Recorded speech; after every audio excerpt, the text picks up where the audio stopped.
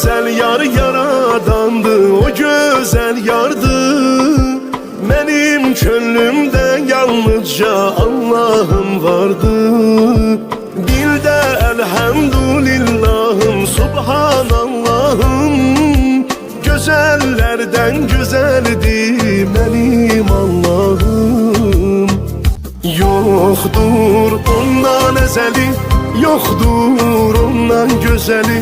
Allah ya Allah, ya Rahim Allah. Ne güzeldir seni sevmek, saf gönül vermek. Aşık olup kalbin gözüyle seni görmek. Ya Rab kalbim pak emindir, senin evindir.